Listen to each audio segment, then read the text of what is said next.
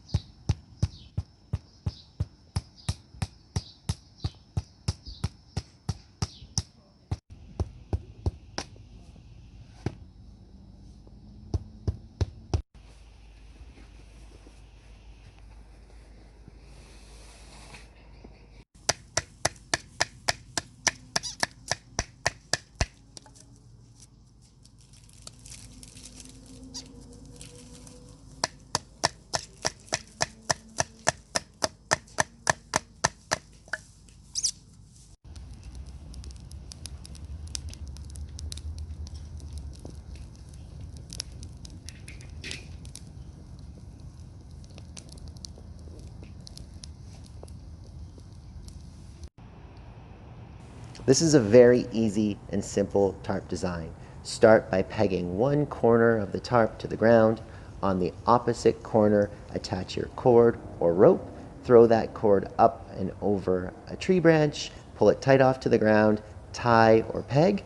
Then on the opposite corners, just to form the sides of the tent, simply just take the corners, pull them nice and tight to form a nice triangle, which will keep airflow and moisture from getting in underneath. Since we knew that there was a chance of rain, we also used a ground sheet just to ensure that any moisture wouldn't flow through the grass and up into my kids' sleeping bags.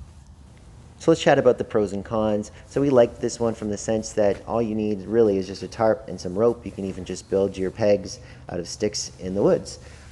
It gave plenty of coverage for the three of us, although I was out near the front of the peak of it and I didn't have great coverage off the front, so a driving rain would certainly be able to get under there. But if you were building this outdoors, you could totally bring your fire in under that peak and get a lot of radiant heat in your tent just from the fire out front. If I was using this tarp configuration alone in the woods, I could easily build a nice elevated bed in there to get me off the ground, and there would be plenty of room in there for storage of your gear.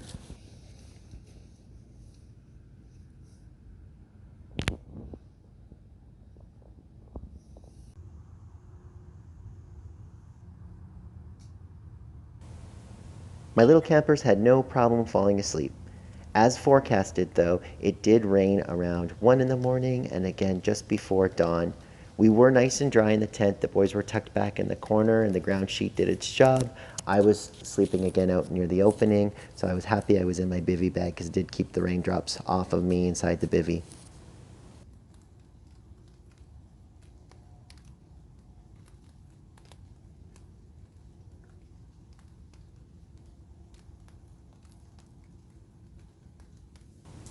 We had an excellent sleep in this Plough Point shelter, and I would absolutely build it again.